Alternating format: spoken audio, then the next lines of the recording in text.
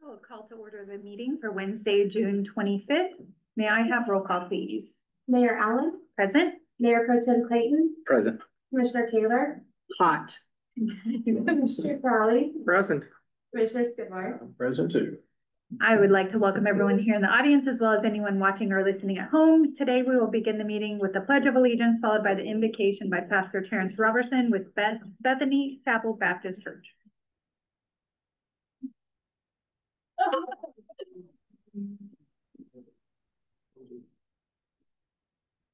I pledge allegiance to the flag of the United States of America and to the republic for which it stands, one nation, under God, indivisible, with liberty and justice for all.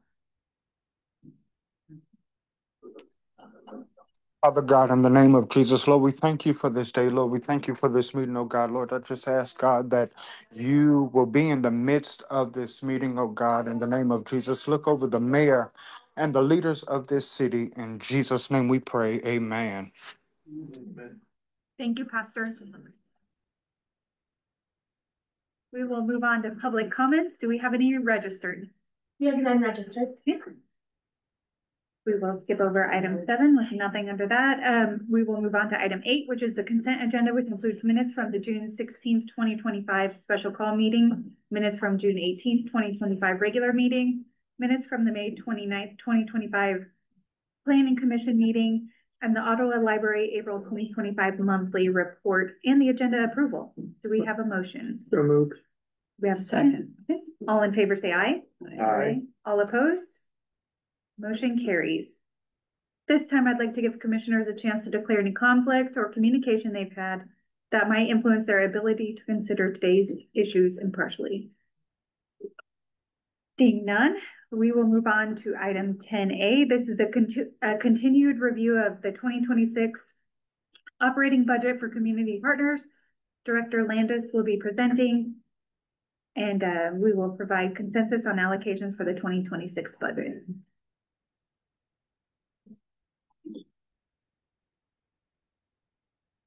Hello. Hi, thank you. This is really a follow-up from our conversation with each one of your community partner applicants that you had an opportunity to talk with last week at our meeting, and all of the same information.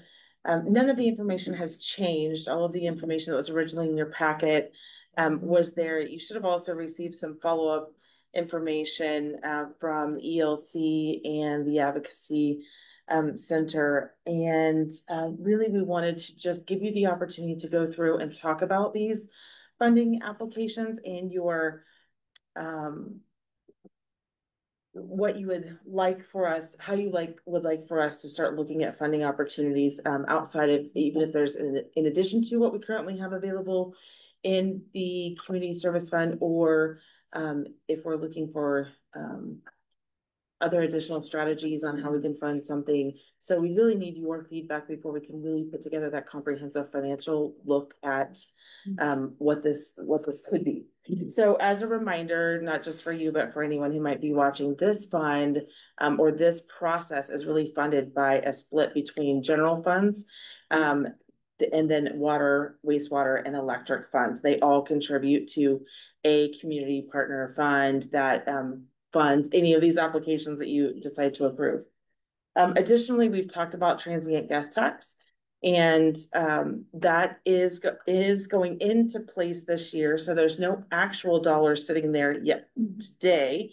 Our first allocation, our first collection will actually occur on September 1. And so we're anticipating that there will be some funds available by the top of the year, but we have not yet determined exactly how that program will be used. So you haven't, and we haven't even made a recommendation to you yet on how you might consider accepting applications, how much of those funds you want to allocate towards community partners versus other initiatives that you might have for the use of those funds. And we can certainly have that conversation relatively soon. So if that's something that you see some of these applications that's relevant for, which we see that there probably is some of that, we would want to maybe bring that back to you in fairly short order so that we can start organizing how that might be set up for the next budget year. This is just a summary again, that we saw last week and, by each of the applicants, and then the difference over either what they were awarded last year or what they've requested as a new application this year. In total, the requests are $247,795, which is, they're actually just under $58,500 more than last year, which includes all the new applications as well. So,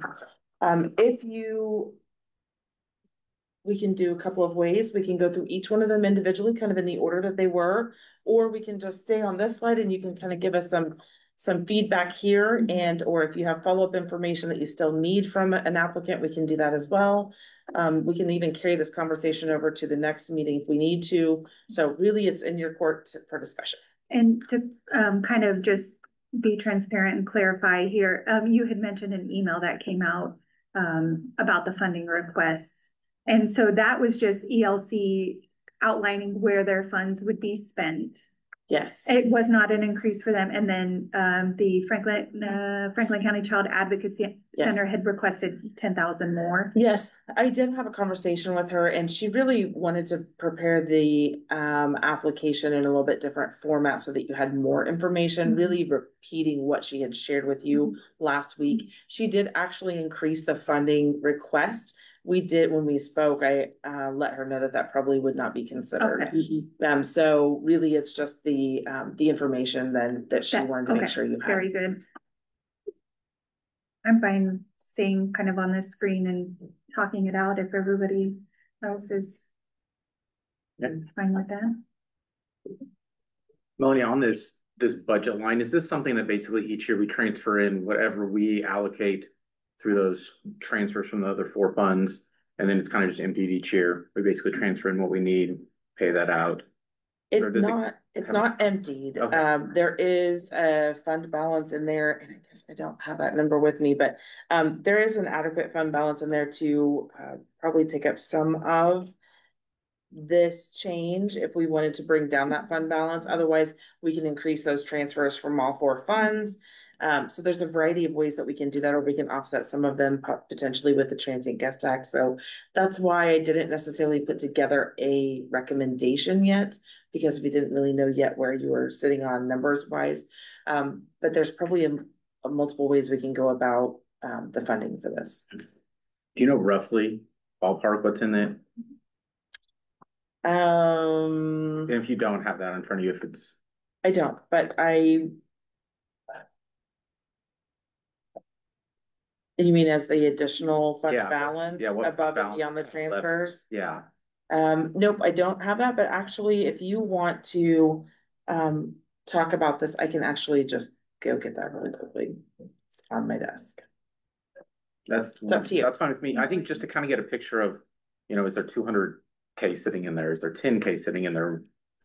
I think could play a role in potentially how these decisions kind of are made and looking at transfers and TGT dollars as well. I'd say it's between an extra 10 or 25,000 potentially, and then still have fund balance in there for rollover, because remember, you have to start the year with money and those transfers, and then we also leave a balance in there to make sure that if you have additional requests come in throughout the year, that it's available. Okay. But while you discuss, let me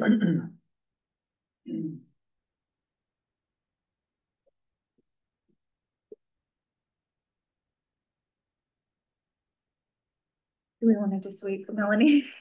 No, I feel like have a there's discussion. usually Have a discussion. I know for me, I feel like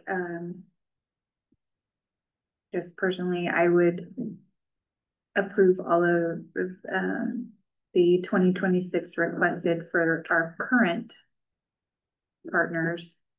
I think those are all fair asks. I think we got very close. I'm looking at that, that's below the rate of inflation, and I can see where that should be. Some of them, I would guess, almost estimate most of them request that up front, but it's below the 1.6, I think, and inflation is almost been right around close twice to that. So I'm fine with that increase of very far as I'm not in favor for a blanket increase, just a request. That's not, I'll vote no on that. Well, we can go line by line. I'm Right. just saying that whole top But- section. Yeah, and the whole top appreciate section, it. if we are to do the percentage, if we were to give, and I believe Ottawa Main Street's doing a great job. I don't think that that's wrong. I just want to make sure that we hear citizens that are saying their bill is too high, their bill is too high. And so if we were to allocate another $5,000 to Ottawa Main Street, that's a 47% increase in 2 years. What bill is 2 too years. high? Their overall tax bill, Okay, yeah. And so, and this all contributes to that. sure. So, I have heartache with going like, well, we did another 10 and then we're gonna do another 5. I just can't do it. I'm actually agreeing with Sarah on this. I've not seen anything about Main Street. We haven't seen the balance sheet yet, have we? They did send over a statement of activity. That's not, I mean, balance sheet. No, I saw the activity, but it was the balance sheet. So that's what I would like to see, something before we approve anything. I know they had a lot of progress or profit from the Piccadilly event, so that was decent. I'm sure that could certainly compensate for this $5,000 increase they're requesting, I would think. And I realized last year we increased to get Sarah nearly full time, so they're eligible for some grants. So it's kind of some seed money to get extra money for them, which they've been successful in doing. But I'd be hesitant to go 5,000 in Main Street. Melanie, on this, looking at some of these like fireworks, is there any reason we couldn't transfer anything from like Eco Devo into this fund as well? Or is there anything statutorily on what can fund community partners? I don't believe that there's anything, that this is really just an internal fund that's an internal kind of fund intended for this purpose, but I don't believe that there's any restriction on where the revenue could come from. And to answer your question earlier, I did run a calculation. So actually the fund balance at the beginning of this year was 74,000, and we would want to leave somewhere around 40 to 45 or 50,000 in there just to meet our fund balance. We could draw that down. So we could actually fund all of this, which would draw it down to about 23,000, or you could, pare back and meet somewhere in the middle with what's currently in the fund. That would be, actually, that would include a slight increase from each of the transfers. Or if you wanted to add a transfer from economic development, I think we could do that as well. And that's assuming no TGT at this point. That's assuming no TGT at this point, yes. Commissioner Skidmore, you asked about Main Street. They did send over a statement of financial position. And so that might give you more information. What that is. It has assets and liabilities. Okay. Yeah, the old term used to be balance sheet, I guess. Okay. I can send that out.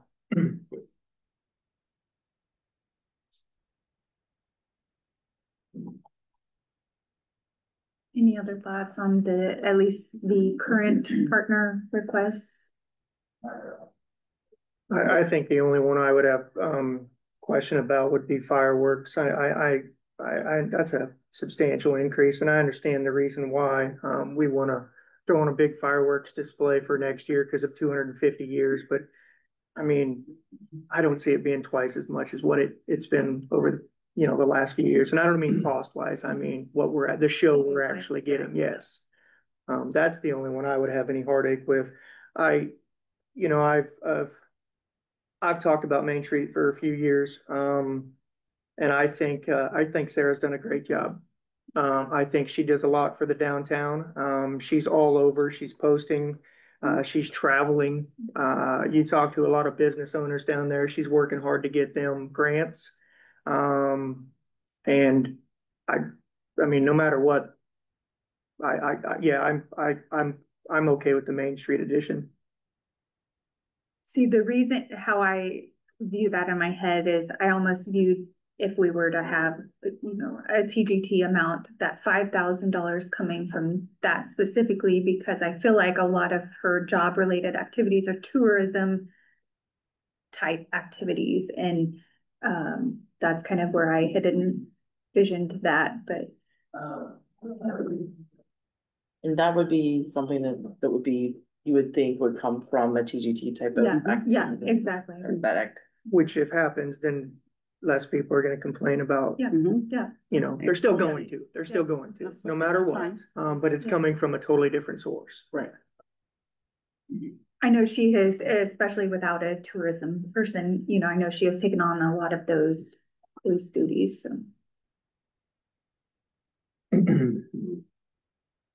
I guess in my opinion, and I know I'm jumping ahead a little bit, in my opinion, if we were to do the chamber one as well, I envision those two specifically coming from a TGT fund.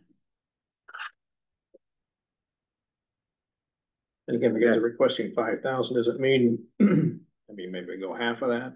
If that would be a negotiation on the Main Street, or same with the fireworks, even half of that would be 2,750.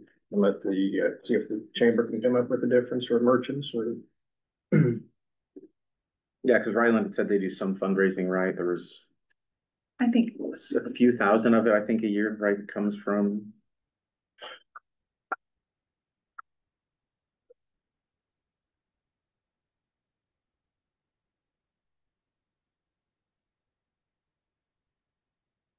But just kind of, you know, following up as well on kind of just the general ones of those. Um, you know, I think fireworks, I like being bold with next year. It's kind of hard. Not knowing what that may be able to look like, in terms of how much you can increase the show, what that really could look like for fireworks, and what just the increased cost is kind of annually, or if there are tariffs that hit it, what that does look like in terms of kind of total show. So I know I would at least like to try to do something for fireworks to really push that. I think that's something that, you know, TGT dollars, Eco Diva, something to really celebrate, you know, 250 years is something that we'll never have again. And if we're able to put on something for the community to really celebrate that. And then again on the Main Street, you know, it's less than the request from last year. And we had, I think we kind of, you know, met in the middle with about 10K increase instead of the 21 that had come in. And so this is kind of just incrementing back towards, I guess, that total goal of that. But I think for me, I would be in favor of kind of all the ones listed above. And then working kind of to find where we want to pull those from.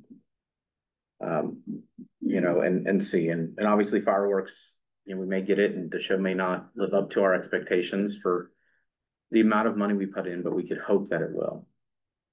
You know, on the fireworks too, we don't, it's not a one and done. I mean, I shouldn't say it's an increase, and we'll always do that. Next year, following year, 27, we bring that back down to like 5,000 or something. I don't know. So Yeah. I would agree with that. I don't think that would be a forever amount by any means. I think it would be a. Well, that's up to next year's. Yeah, Yeah, the thing for is sure, that for sure. I'm not gonna be sitting at this table next year, and I can almost guarantee you that you're not gonna see, I mean, they're not gonna come and say, yeah, we wanna cut it in half. I mean, we rarely see people that go like, we're just gonna cut our budget in half. And I don't think it's malicious at all. It's just the reality of it is that when you get comfortable and with that budget, nobody goes like, oh, we only want half of them the next year. I think we have to be realistic about it, so. I do think that absolutely there's probably a huge rise in cost. We haven't really, since 2023, I mean, they've kind of gotten level funding for fireworks. There's not a person that we're hiring. There's no staff. People are volunteers that do this. I think an increase in that line item is not a bad idea at all. Do you think, would you prefer it a lower amount on kind of their annual and then almost a one-time pull, if we're thinking, you know, the 250th is really a special event that want to kind of go in their annual line, and then pull maybe $2,000 from Eco Divo or something that would kind of supplement it depends outside on of this, or yes, it probably depends on, I think they do a bulk order, and I think they do it in January. Yeah, They do it right away. I mean, I don't know when we allocate funding to them, but thought it was pretty early in the year when we allocated funding into them so that they could purchase. We do it a little different So for everyone, but typically it's early in January that we allocate. We just need to be those. prepared that if you're gonna do that, you're gonna have to. Can't wait. yeah. So Yeah. keep the budget almost flat or close to it, and then there being some sort of donation, for the lack of a better word, or Yeah, since- It's a one-time allocation, Yeah, a one-time for- allocation. for for the. Now, actually, additional- the way that they do it, and for them, we don't actually send the money. We order the fireworks, Oh, okay. and then they pay us back the difference between the cost of the fireworks and the What what we allocated. Mhm. And so they'll pay us back the difference after the Okay. order's been made, or we do an invoice or something that, Okay. but we just basically just recently handled the one for this year's. So it wouldn't put them at risk at all for being short money or anything like that. It would be. Yeah, is there a huge difference? Is there a huge disparity? Because I would actually like to know, what does it cost to? Do you remember? Okay. Yeah. I don't know that off the top of my head. I know that we just tackled Yeah. this like 2 weeks ago, maybe that Okay. it came to us. So if Director Sneeden can look it up in his email, we can maybe give you a number.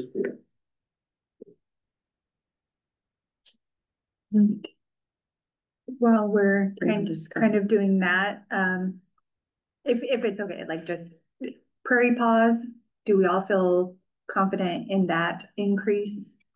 I did. I do as well. Yeah. Okay, so we're good with that line. Veterans Day, it was a flat request. Everybody fine with that? That's one I talked to Derek Larkham as well. They only asked for the $1,000. He said they were having issues with insurance with the replacement of the flags because it was stored at the VFW, it was in their trailer, and kind of what that looks like replacing those.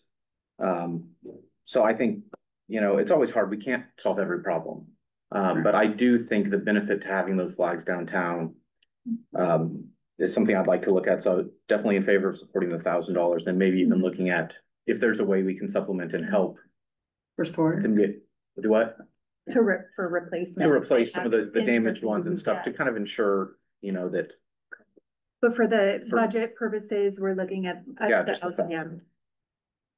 Do they need assistance with storing that? I mean, if they were storing at the VFW. They may. That's what Yeah, I guess where if I'm we have coming from, somewhere- is like, Potentially we could. we have store some them. spaces, not that Lock anybody it. wants to give up a bunch of their space, but I'm just saying. Yeah. like, And it's a I'm pretty sure. small little Yeah. trailer, the one that they had that was stolen, I know, and so.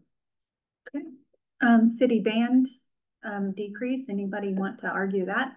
I'm good with it. Franklin County Development Council and their $1 increase. I'm good with it. Split it. Split it 50-50. He'll buy us a pop. Can everybody come up with a quarter? He'll buy us a can of pop. Yeah. That's a quarter though, so we're giving a quarter his asking, so. Okay, so we're working on Ottawa Main Street, discussing for ELC, an increase of 710. I'm good with that as well. Yeah. Good, okay. So Ottawa Main Street, what would we like to do on that? Do we want to split that cost? Do we want to, do the 5,000 out of TGT? And I don't want to make any decisions on TGT until we're making a collective decision about TGT, because I think that once we start nickeling and diming it out, then we're gonna find things are gone. So when we have that presentation on TGT, I think is when we make decisions then. Cause just saying like, yeah, we're gonna take some money out there and we'll take some money out there, and then all of a sudden, like, all your savings is gone. And we do plan Yeah. on presenting a couple of strategy approaches and a recommendation for how to look at allocating that so that we're building fund balance, but we're contributing to that marketing and tourism as well. I know, for me, obviously, we're not doing a full vote on the Main Street one. I know they'd asked for that previously, and I can see it kind of just incrementally kind of keeping that ask going. Just recently they brought $185,000 in grant funds to town, and, kind of to Eric's point a minute ago, I think you are seeing downtown really the effects and the benefits of our support from there.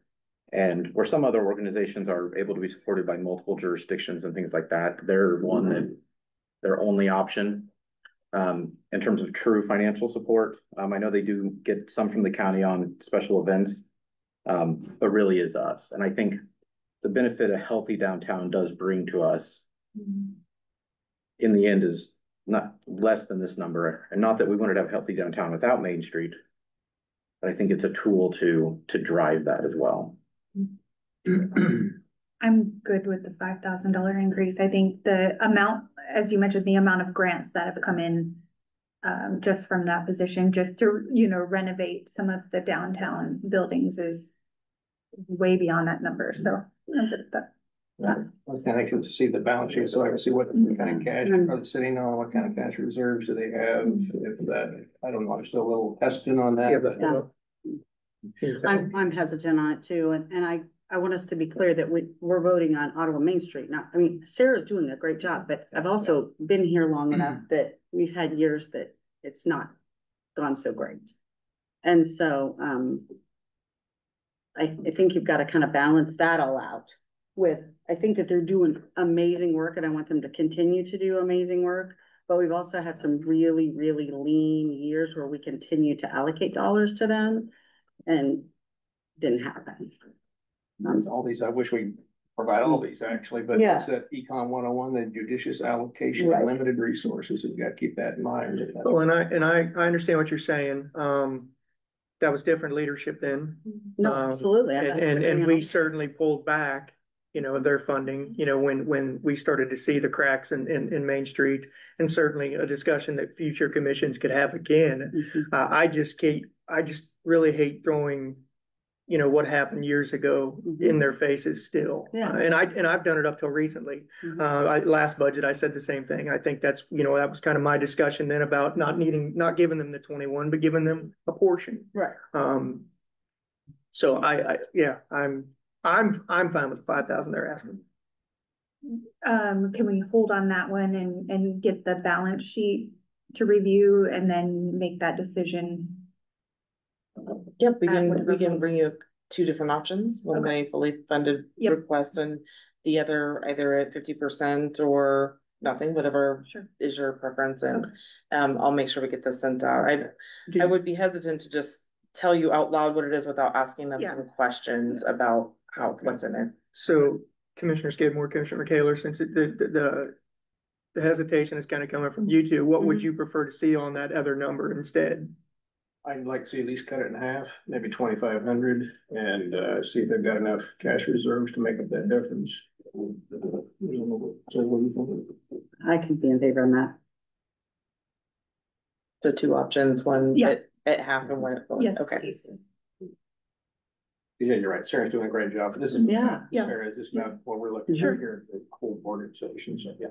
And Ottawa fireworks, do you have any? Yeah. Okay. I'm there, and I do have an update, the total cost of the invoiced pricing for the 2025 show is $8,324.75. Okay. And they can get a 5% discount next year if they order in January. This year, the order was placed June 10th. Due to sort out licensing and all that with the new Sure. shooters in place. Okay.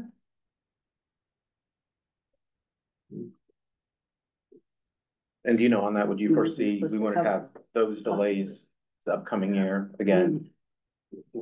I'm gonna assume that the 250th is gonna cause a little bit of delay, but if we were to put together the show prior to January and order in January, I don't think we would have any delays.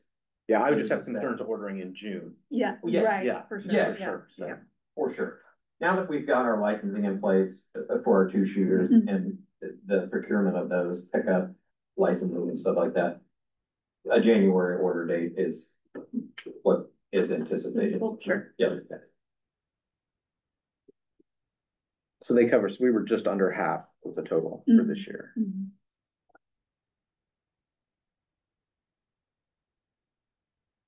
And I'll say I can agree with Commissioner Kaler and see the logic in increasing this, you know, and does it ever come back? How much does it come back?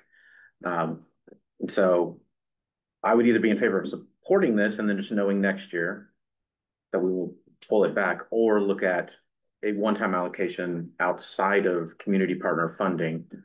Because I'm thinking next year between World Cup and the semi-quincentennial, there will be things and events going on that there will probably be asks for funds in the community to support, as we're really trying to drive some of those things. And so I have no problem if we decide to kind of pull it as a one-time, you know, going out with a bang. From the Economic Development Fund. Or something different, similar. Or something okay. You know, I Or see just these- one more, or just the additional within this fund. Because back to, I think the comment that Commissioner Kaler made was, you know, once you allocate it in here, it'll look as though that's the ongoing amount. You could allocate the standard amount and then opt to do an additional amount from economic development, no different than you did as an ask for zip trip or something like that was funded from there. And then that would just be the one-time piece, and then you'd have kind of that running history in this fund of that application for the normal fireworks show, and then ask for justification going forward for anything in addition to.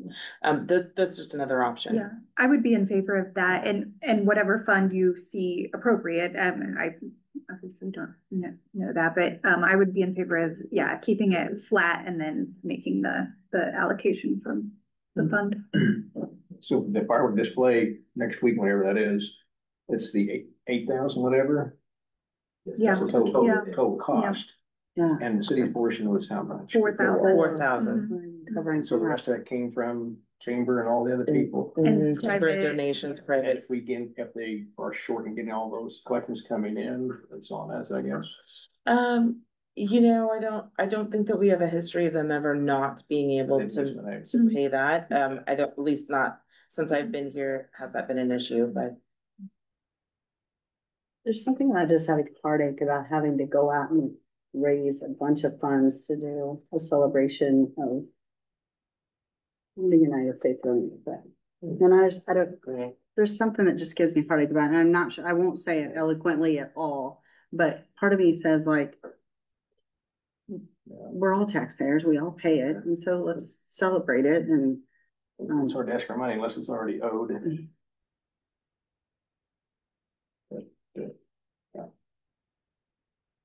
And in here, he did say that the county committed 1950. For, was that for, I'm trying to see if that was for Okay, this yeah. year. no, that's for 2025. Yeah. Yeah, This was yeah, that's how they got part of their funding for that $8,000, the 2025 contribution, Yeah. 1950, not 1,950.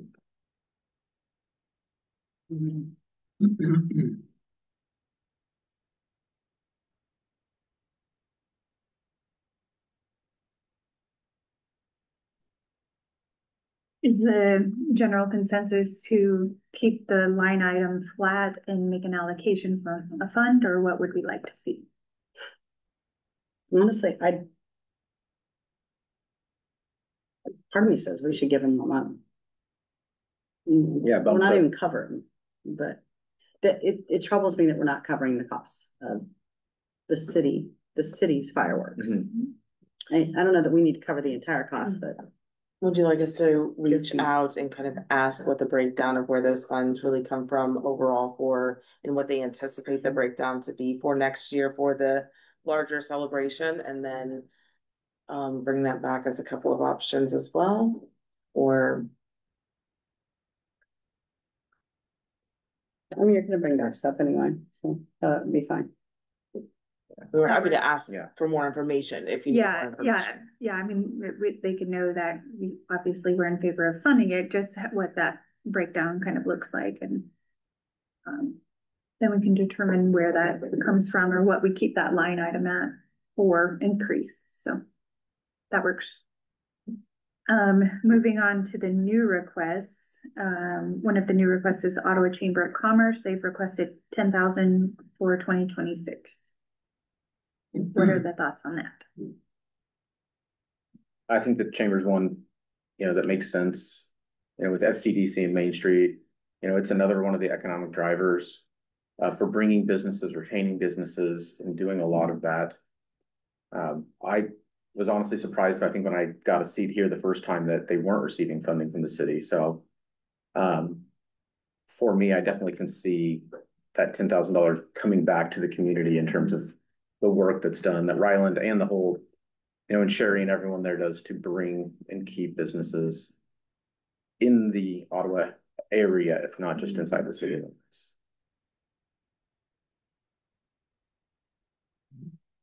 I'm also in favor of approving that request. I think it's a good survey. I mean, it's a good organization, so. I have a hard time just, I guess, giving money away. And that's, I mean, these are first time masks. I know the chamber's been here forever. They do a great job. They chamber coffees all the time. There's always the events that they're putting on and things like that. And I believe if you read through their, what would happen if we didn't have the funding, they're not going to go away. It's just helping their funding out, and may help them do another event or so. So I am not in favor of giving them 10,000. I guess if anything, we could start at half of that.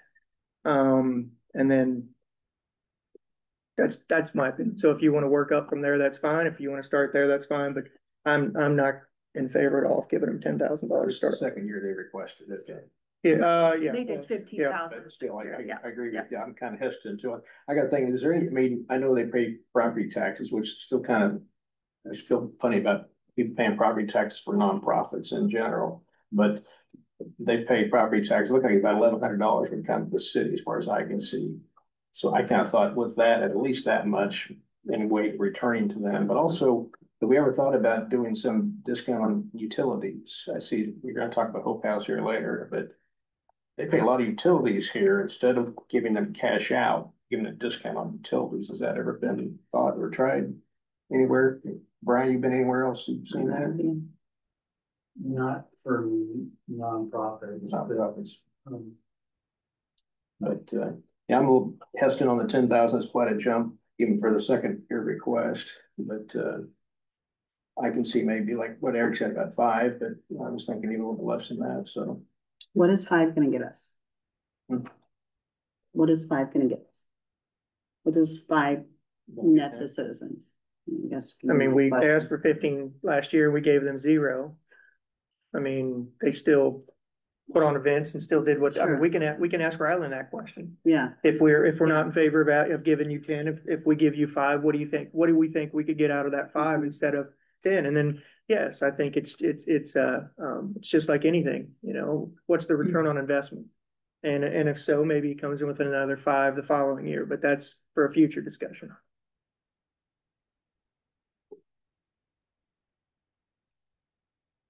So on that one, are we hoping to have a further discussion with Ryland? Hold on that one as well then? Yeah, I think we should reach out to Ryland and ask him and I think it could be conveyed that way, is that the commission isn't in favor of maybe 10, but maybe half.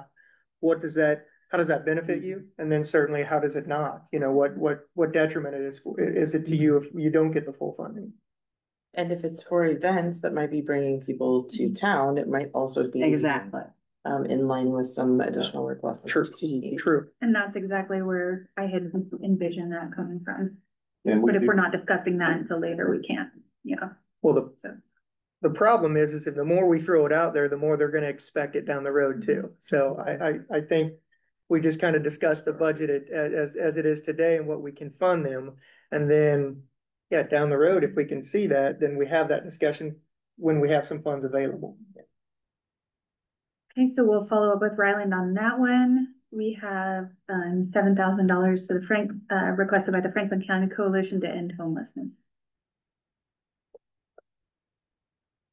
I'll say last week when Brett was up here, kind of mentioned at least my initial chagrin to kind of paying for the salary of a person to kind of run that. I've been to some of the meetings, being kind of on the email chains.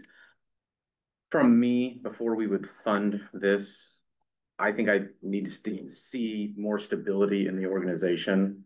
They're still working on even getting, getting everything set up, their bylaw, the board, all those true things that we essentially require of almost every other partner. And so I would prefer to see kind of all those ducks in a row before we start allocating funds. I agree. And I know my hesitation was initially with just the $5,000 for a president, just because no board I have served on pays their president, but that could be something I don't know. But and then I was going to suggest a lower donation or allocation for the propane and the propane heaters and things, but then we don't allow camping in city limits in public spaces. So I can't see how we could donate money for camping purposes when that's not allowed. So I'm, yeah, and also again, until they get kind of situated and kind of have, you know, these specific, well, bylaws in place and kind of more settled and have the specific asks, I'm not in favor of that one. Yeah, I was gonna say maybe for the heaters only, but I didn't know, yeah, I'm not sure how they use the propane exactly. How do they use it, I guess? It's for, I'm pretty sure it's for the propane heaters, like the little heaters to keep in a tent. There might be other ways, there might be propane cooking or something, you know. Yeah. But So I kept thinking, well, I don't know, yeah, it seems to be the counter to what would require them. Well, some of the things that he requested money for was for like blankets and things like Yeah. that. And since the week we've had that discussion with Brent, I've had a couple people already mention to me that they would donate things like that. So I think that that's another thing that they could, you know, certainly ask for, reach out to individuals for. There's a little, you know, they could certainly get some funding from the city, you know, to help with some of those costs. But then I think the donations that they could get also would fill that void of, okay, we didn't get all of it, but we got the donations of the blankets, which we were going to spend money on, but now we could spend it on propane or whatever else that they're asking for. So once again, certainly not interested in just giving the full amount, but I'd be willing to give them some.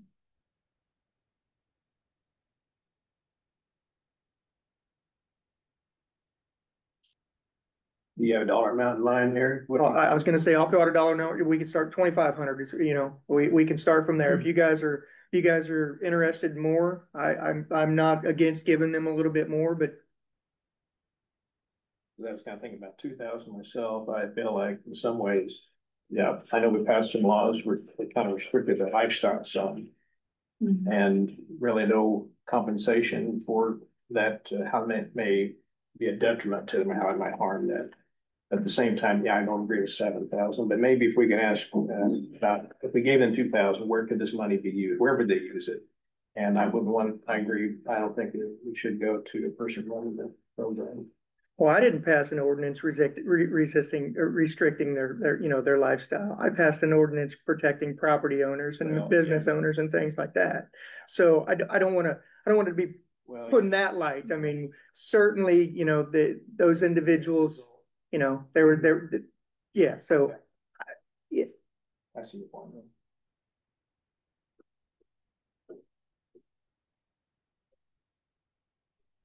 Yeah, and along those lines, I think they'd said the 2,000 would be kind of for that 2,000, 2,500 in that line towards, you know, also helping with the warming shelter. I know that there's a need there. A lot of people do bring food in. There's expenses that go. The church donates a lot. But I think there are things that they would need, you know, some of these hygiene supplies, those type things would, a tangible, you know, would be definitely something I would be more in favor of funding. Well, would that be like a donation to the Baptist church, and they want to get blankets, they want to get mittens, and they want to get coats? I don't know what else they needed, but that might be the way to go on that instead of propane.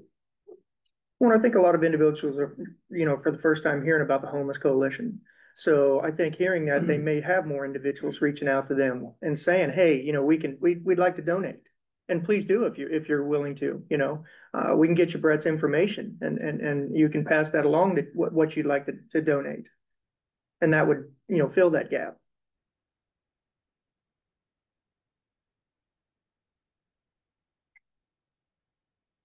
So are we talking being in favor of allocating a certain amount, around $2,000? Are we wanting to not do anything? What's the consensus? I would be fine for blankets and stuff, those specific items. I think I would be fine and like to put in there if we can to get those other things kind of taken care of, the board, the bylaws, the the framework of the organization kind of defined as well. So if this is kind of an ongoing thing, that's already in place. And how that looks, who kind of has authority in the organization to spend the funds? Yeah. How, I think there's some ambiguity there. And I just think giving them the funds is great, and I think we should, but having it defined on who for them is able to do purchase, who can purchase, how does that look? Well, and I guess this could be part of a larger conversation too. They work very closely with Hope House. If we were looking at giving Hope House any funding, does that free up some of their money for, because they mentioned they're the ones that buy the propane vouchers. And not saying put the cost on Hope House. I'm just saying, is this part of a bigger conversation about Hope House, or is it? Do we allocate the dollar amount that you were thinking? I actually had originally said, nothing, just until there's bylaws in place, until everything's kind of more settled. I know we have a statement of activity, but Mike had mentioned wanting, a balance sheet from Ottawa Main Street. Do we need that from them as well? Kind of what does that look like? So I was going to say nothing just until they get situated. I know they had one-time allocation from, I think it was the county, and it looked like it's kind of dwindled down to nothing. So my concern was that there's been no fundraising, no income sources there. And so until we kind of saw that being proved that they had their feet underneath them, mine was nothing. But I was, if somebody wanted 2,000, I'm not opposed to it. Yeah.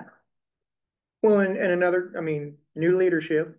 I was on the Homeless Coalition just a few years ago, and quite frankly, we had meetings just to have meetings. Yeah. It was always somebody was missing, and that was the important person, and the information wasn't being passed on, so nothing was really getting, it wasn't really productive. And I think, just as kind of an olive branch to the Homeless Coalition, a little bit of funding to say, as you said, show us, get some of these things done throughout the year.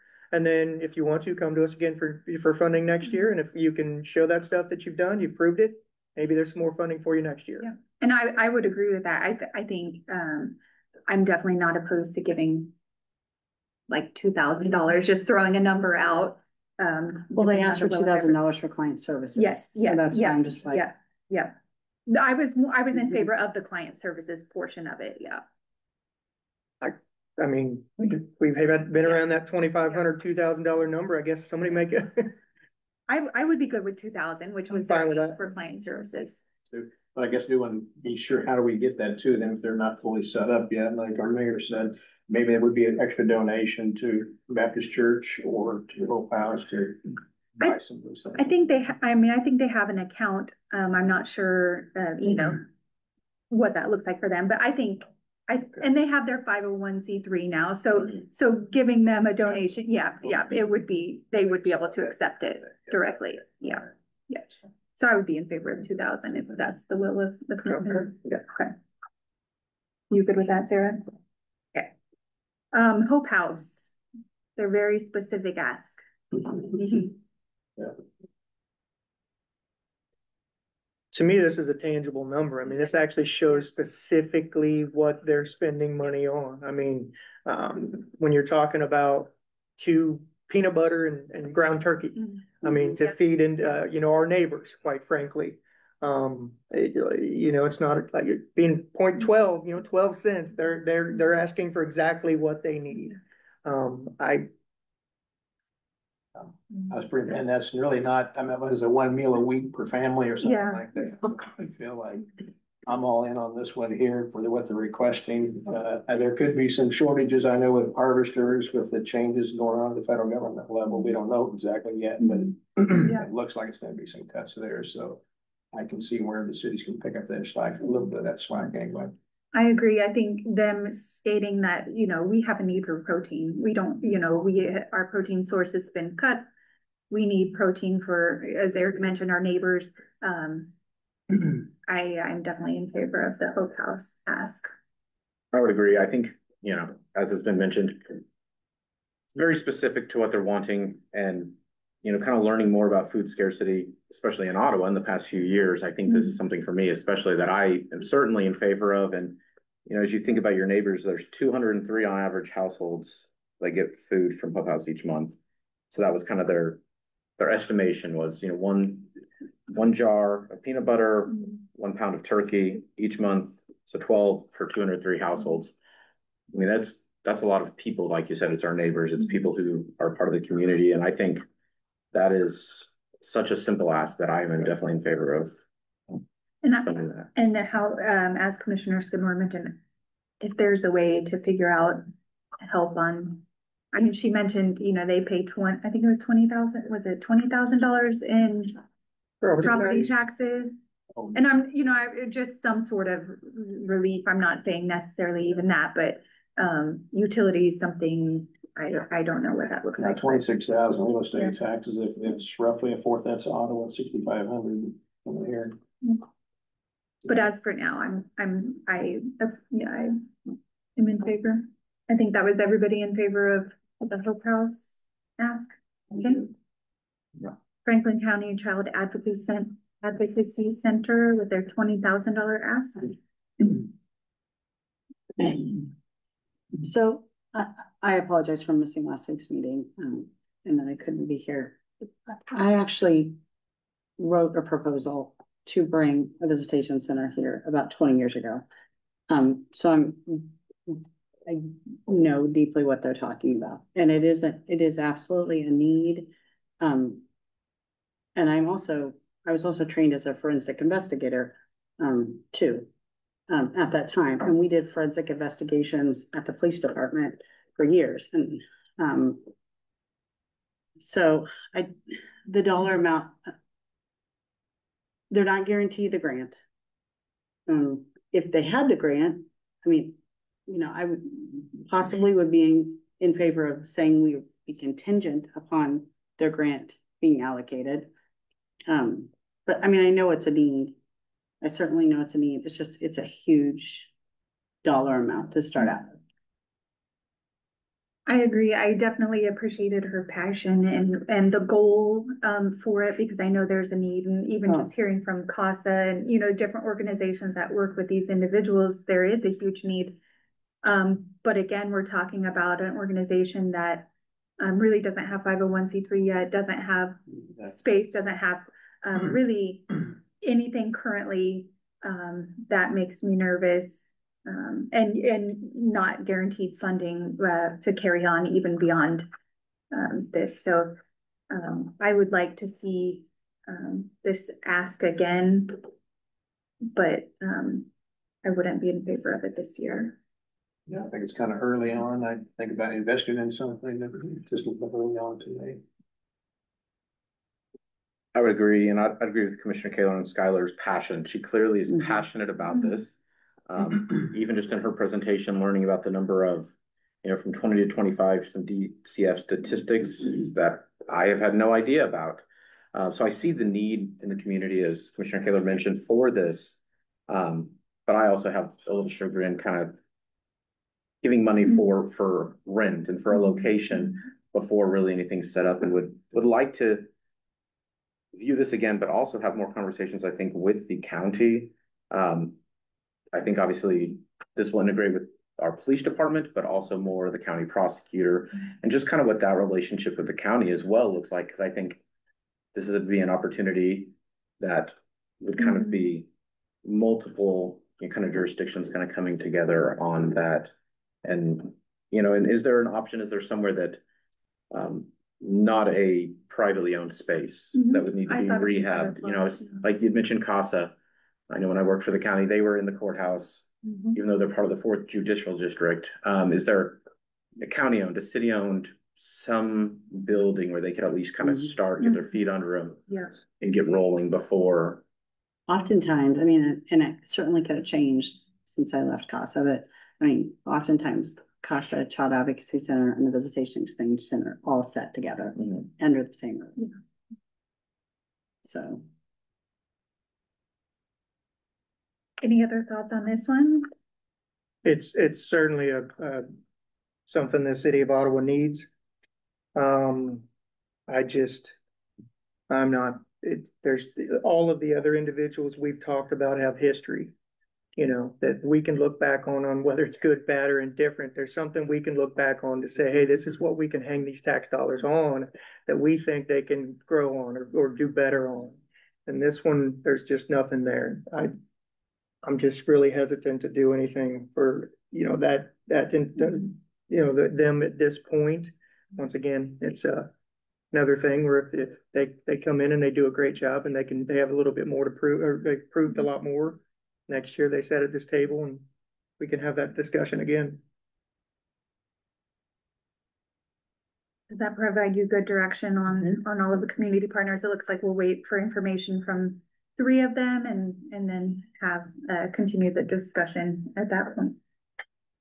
We'll wrap that into our unfinished, like our budget recap types portion, what we did last time. We'll just continue this conversation, but make sure that in your materials you have some, maybe an options matrix for funding, just based on what you've discussed today. Sure.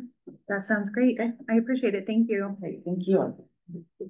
Okay, we will move on to new business. We'll start with item 11A. Review of 2026 operating budget for special revenues. The proposed 2026 operating budgets for the airport, special alcohol, opioid settlement, land bank, economic development, WWTP debt sales tax, proximity park sales tax, and risk management funds will be presented for discussion and consensus. And we have Director Landis. Thank you. I was not even paying attention to what was on the screen, so I apologize. I must have skipped ahead in the PowerPoint, but so we started our special revenue conversation last week with the reviewing special parks and special streets. Those 2 funds have a lot of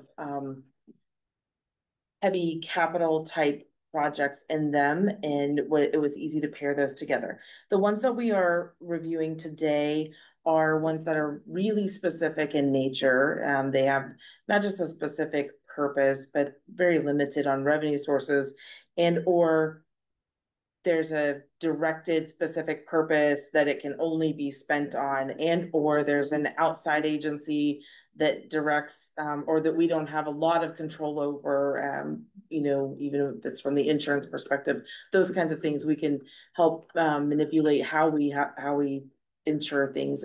So in each one of these funds, they're a little bit different, more limited in nature, I guess, than what we've talked about so far.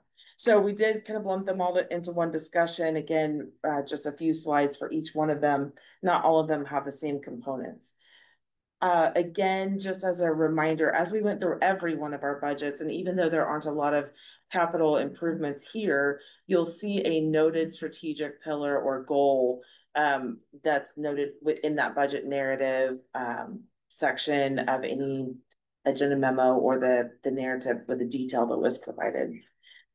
The airport is the first one that we're going to review, and truthfully, we have a lot of questions about this. City Manager Silcott is the expert on where we're at in the project and the funding source for that for our airport. So this fund largely supports the planned infrastructure and the maintenance of the airport. The airport does have an fixed base operator that manages the airport, and so our revenue sources now, this isn't all the revenue that comes into the airport, but the revenue that comes back to the city specifically in this fund to support this fund is limited to a portion of the fuel sales and the hangar rentals split with the FBO. We do have some rental income from the commercial and farmland leases that comes directly 100% to the city. And then we have our transfer from the general fund, which subsidizes the this entire fund. Do you know how many acres of farm ground that is for that 95 to 9950? What? How many acres of farm ground are we renting? Oh, we have, plus the hangars and runway, we have a total of 440 acres total. Okay. But not all that's farm ground that we rent then. I just was wondering, I know cash rents are average in Franklin County is about $76 an acre. And I know this is probably above average compared to some rough and ground around the county. So I just want to make sure we're getting close to what we should be on that.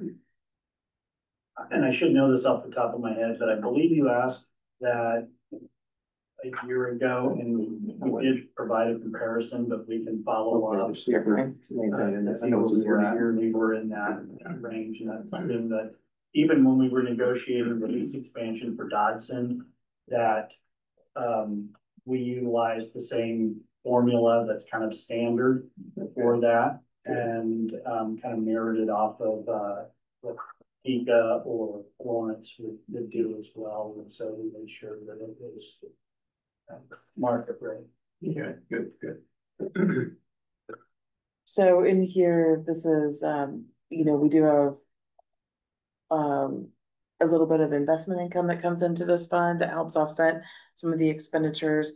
Our transfers in, this is really your biggest revenue that comes in is subsidizing that other revenue that comes in order to make the expenditures. The expenditures really are largely based on whatever large project is happening at that time or whatever our grant match is. So this is the tax leeway reconstruction project that's going on. And there's a variety of grant sources that have been discussed. And in some of your previous meetings, we've talked about, the design was completed last year. We're moving ahead with construction, but it'll have to be in phases based on the amount of available federal funding that comes to us through a variety of sources. So we had originally thought that we would need to transfer in 300,000 at one time. Now we're going to be able to spread it out over a couple of years. So our transfer for 25 will be 60,000 instead, and we're anticipating around 200,000 transferring in for that grant match in 2026. Beyond that, we are then kind of in a rebuild phase. And so waiting for those FAA funds to rebuild themselves so that we can start contributing those back to the next larger project that's on that list overall. There is a laundry list of projects for the airport, and you can see those when we look at those future projects in our capital improvement program, but we just cannot do them all at one time, largely because that large funding source isn't available. It's only available in small increments annually, which builds in an account up to a certain dollar amount, and then we have to spend it. And I was going to say that's for the airport improvement program, which is the federal funds, because we layer federal, state, and then local revenues. And the AIP gives us roughly 150,000 a year. It can be as low as 135, but historically it's 150,000, and we are maxed out over a 4-year period at 600,000. So we can't let our balance go in excess of that and have to spend it accordingly. And that is traditionally a 90-10, 90% paid by the FAA, 10% paid locally. And this grant, okay. I was just gonna say, and the FBO's lease is up in December, right? Of this year. Yes, okay. It's a 2-year renewable, 2-year agreement. And so this is our second round of the 2-year agreement. Okay. Do we know, I mean, obviously we're 6 months out from that if Jimmy's if they're hoping to renew, keep FBO, or what that may potentially look like if they decide not to, or where that's? We haven't expressly had a conversation on the renewal, but I'm of the understanding that we don't anticipate a change. Are you on airport board? Are you on airport board? No. I am. That you, okay. So this graphic just largely shows the dip in both fund balance and the increase in expense in overall. That is those grant match dollars that are going out for phase 1 and then the future 2 phases. So there really is nothing else that's driving that there. And again, no significant projects that are planned at this point until we can rebuild those funds that are available outside. Any questions on the airport? That building project at Dodson, is that pretty well complete, or are they working on it this year? It has not yet begun. They've started some land disturbance, believe grading and such, but no actual construction yet. Okay. I know we anticipated, we got a new agreement on their existing building, and then we're adding on the building, so we're increasing our rent even more with that addition. That's correct. All right, our special alcohol fund. This is a fund that's specifically only has a revenue source. It gets 1/3 of the liquor tax by statute as a city of the second class. And it has to be used for the prevention or education of alcohol and drug abuse. And so because of the amount that comes in here and the difficulty of trying to assign that amount to any other source of programming, it does get transferred annually to the general fund to help offset the total cost of our DARE programming that's paid directly from the general fund for our officer and some of those related expenditures. And there is another third of that liquor tax that goes directly to the general fund as well. That would also help offset those costs. And then the third portion of that goes to your special parks fund. So there is a fund balance that is a little higher than is necessary in here. We're anticipating, we proposed here that we increase. Typically, if you expected to bring in 38,000, you would expect to transfer 38,000. What's happened is because we've conservatively budgeted those revenues, it started to build over time. And so really we're proposing a 2-year draw down against that fund balance just to bring it back down to somewhere around our 20%. There's really no great reason to keep that super high in this fund. It doesn't really have a purpose other than the specific prevention or education for alcohol and drug abuse. So we're proposing just a slight increase in those 2 transfers, and then we'll revert back to transferring only what comes in. And this graphic just reflects that. Our opioid settlement fund, this is a fund that went into place just a couple of years ago when the city joined the state of Kansas in the Memorandum of Understanding in the Kansas Fights Addiction Act. And this is the revenue stream is just this, it is strictly the settlement payments, and there are strict purposes or expenditures that this can be used for. This kind of reflects that we show kind of a building fund balance in here. This is forecasted based on some estimates that the state has put out to all cities. However, very adamant that those are estimates and not guaranteed. You know a lot more about this and how that funding works. Well, it's just there's lawsuits after lawsuits, and then I'm in the state board that allocates this money, and there's no guaranteed revenue, and because there's lawsuits and then they settle for such amount, and then they settle for this, or they're going to give so much naloxone or whatever. So every single month we get a different number. And I did recently go to a conference that they put on locally to discuss some of the things and everyone is in the same situation right now where they're really not certain exactly how they're going to spend or use the money. They want to use it to its highest and best impact.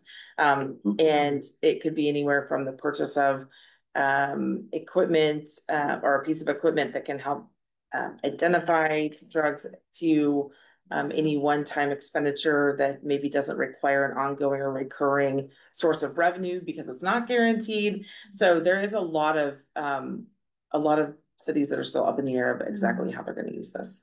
But by us drawing these funds down, it also opens up a whole different pot of money than which that we can utilize, because we're only getting a small portion of the settlement money. Municipalities are only getting a small portion, and so when I tell you there's a large, it is a extremely large grant source that will be available and is available to projects that are happening or could be happening in the city of Ottawa. And actually the city of Ottawa, or there have been grants that have been awarded for to use in the city of Ottawa already. Could you kind of quickly, or if you know, what are the blinders or the guides that basically that we have to use for what we could fund with this? You said that it's kind of really specific in scope.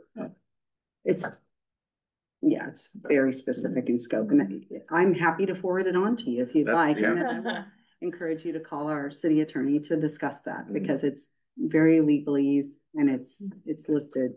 Yeah, there's definitely parameters. But you're well, I can send it I like you. reading, so yeah. Yeah. I do believe that we have discussed before each year over the last couple of years, we've talked about needing to come back and sit down and decide how we want to use it and putting together whatever that program is going to look like. And so that's a discussion we really should bring back to you, as well as kind of a laundry list of ways that other cities are using it. And then those ideas that have been brought forth by that group overall that it could be used for, just to kind of start generating that brainstorming conversation. So we'll budget this fund to its maximum amount so that when those discussions do happen, or if there's a decision made at some point, we can use up to the amount that's available in cash at that time of the decision. And we'll do that going forward for this fund. Oops. Okay. I missed a whole fund. There we go.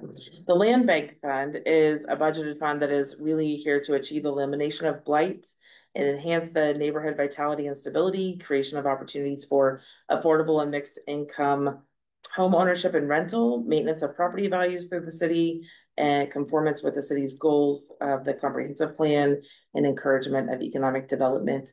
And this fund had activity in it. A couple of years ago, we brought those Coves properties into the land bank and then turned around and sold those. And then the balance that was in there was then used for other purposes. And one of those that lands underneath of the purpose of the fund itself was to pay some of that original cost for the golf course. And then the golf course does live in the land bank right now. And this balance has just been kind of carried forward. And we have decided that we would just leave a balance such as this in here to keep the land bank open, to leave a small balance in here, but really does not have a dedicated revenue source of any type. So without the purchase of additional property or the sale of property or a transfer in here to do other activity, this will just keep it open now. The Economic Development Fund is, it captures the financial impact, the plus and minus, I guess, from your development activities and more of the administration side of those development activities. So everything from your city engineer review of your plats and your planning process to the administration part of the economic development tools that we offer. And then also even your special requests from your community partnership organizations. Just recently, again, that example of using the zip trip request came from here. And so those funds can be used for any of those types of activities and expenditures. The revenue sources is really derived from incentive applications for economic development incentives and those administration fees. There is a little bit of rental income from tower leases, and then the reimbursement of expenses from once a project moves to the infrastructure phase where they're building public infrastructure and we incur any costs for administration or inspection of those developers are responsible for paying that expense back to the city. So really that's what you find in your revenue sources. This is just a reflection of where those funds are used and how the revenue comes into the fund. I would say that, when we have an application come in for an economic development incentive, that they are required to put down a deposit. So the deposit comes in as a revenue, and then we have expenditures that go out against it. All of the expenditures for the city engineer come from this fund. So that's really what you see here. Those other financing uses are the two transfers that you approved for the golf course over 24 and 25. And otherwise, there really isn't a lot of activity in here, mostly just making sure that there's budget authority in case there's a need for expenditures from this fund. And this just kind of reflects that your fund balance or your cash balance is obviously much higher than your expenditures, just reflecting that budget authority. Your target fund balance for this would be relatively low compared to what you have available right now. Melanie, do we see or kind of have concern looking at the contractual services expenditure kind of coming down if Proximity Park breaks ground or is in that process early next year and Dave Hamby is very involved? Is his compensation on an hourly basis that he bills us per project? And do we feel, I guess, on this kind of comfortable budget authority wise that the amount of time he may potentially be, if it does all come to fruition, spending on is encompassed in that? So for budget authority for this, it's not reflected here, but when we put together the state budget, we'll give you as much authority as we'll have cash available. So as much as we're anticipating here for revenue coming in, we would budget up to that total amount so that you would have as much budget authority as you could have in any one year. And then likely that could spread across a year or two or more. And so as we get a better feel for what that might look like expenditure wise, we would want to plan accordingly. Okay.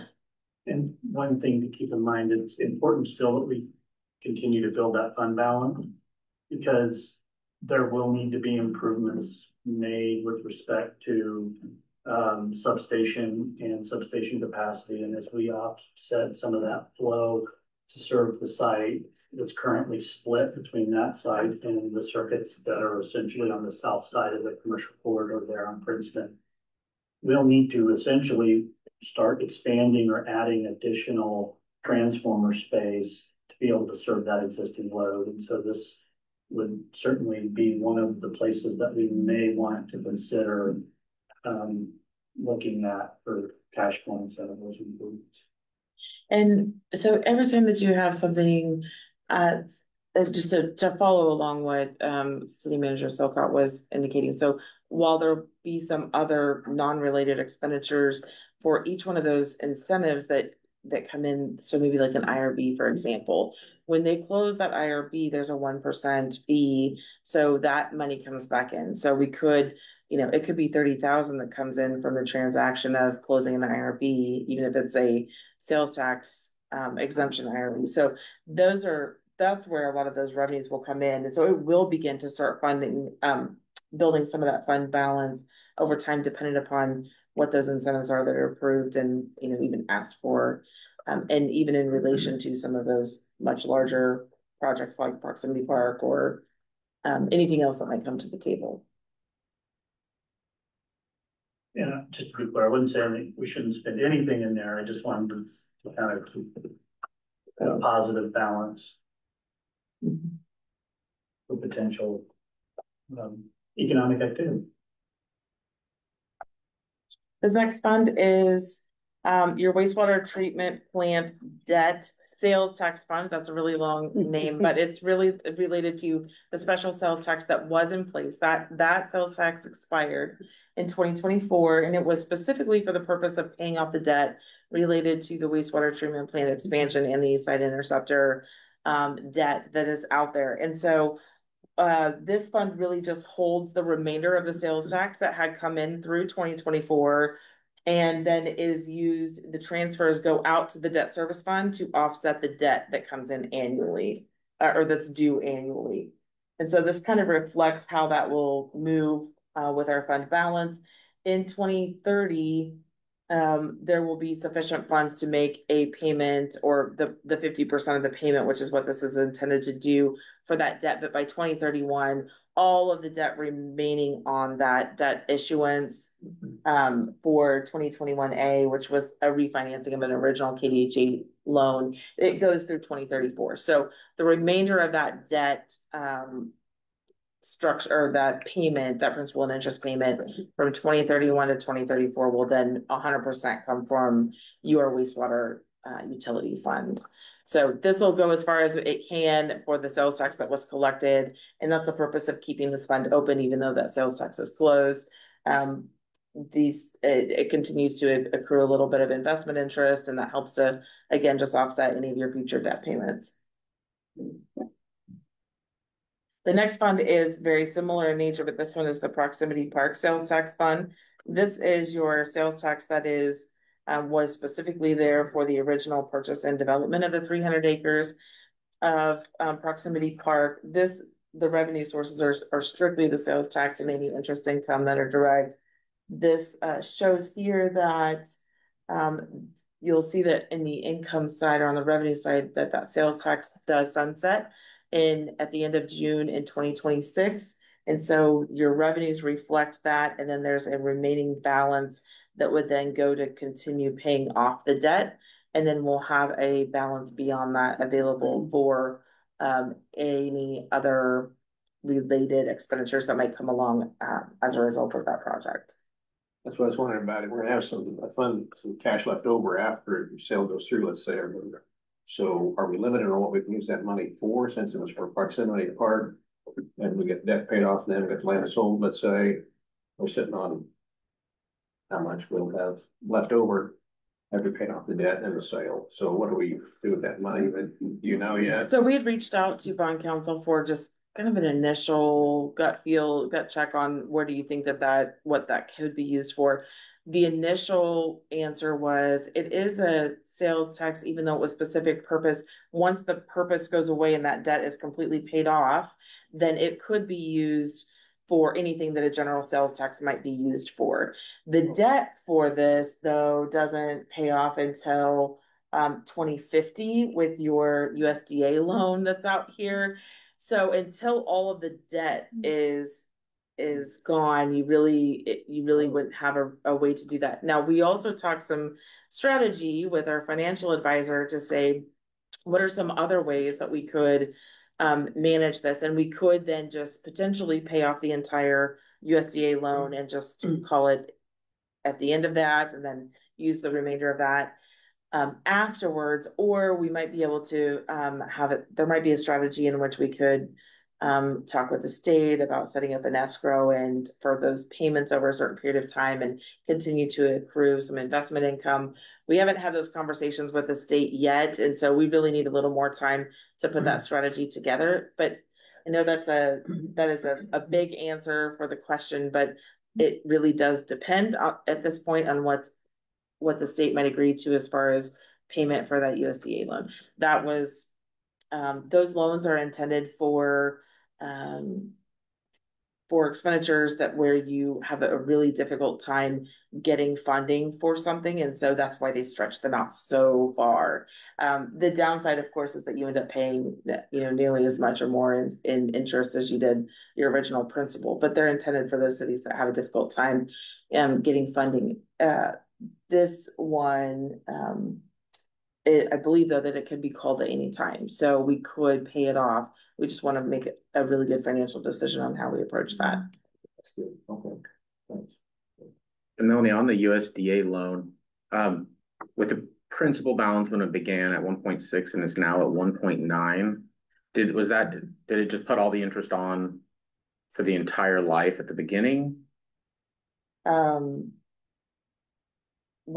it's I'm not sure I can answer that without looking at the debt schedule and how it was set up. So if it's set up in an inverted schedule over a 30-year loan, it's an escalator, so payments increase. It is an escalated debt service schedule. Roughly, figure easy math, about $1,000 a year. And then as we get to the end, 1,500 to 2,000 for the final year, 2045 to 2050. So it'll be in our best interest to go ahead and look at a way to pay that off. It's just whether or not we could save a couple of $100,000 by maybe negotiating with the state. There's some details about taxable versus non-taxable and those things that we really want to engage our bond counsel and financial advisor to work with us on approaching the state on how we would pay that off. So, but largely at the end, there will be a balance after everything is paid off. You can kind of see this is just through 2030 though, so it doesn't reflect really what the full scope is for that fund. All right. Anytime. Yes. Okay, perfect. Our last fund, I believe, is the risk management fund, and this fund is one that houses all of our insurance costs as far as property liability. And I would ask that our director, Sigmund Jacobson Cup, is available for questions, and or she knows this fund inside and out. So she can answer all of the questions related to what is here, but this also is where we pay for our claims and our judgments and any of those additional expenditures that come related to insurance. And so that is your deductibles. If there's an amount that's owed for something that insurance didn't cover, it gets paid from here. And then the transfers that come in to fund this is from your general and your 3 utility funds. So it doesn't have any other source of revenue besides those. This is just a reflection overall of the balances that are in here. I would, I apologize for not putting this in here, but what we did is worked a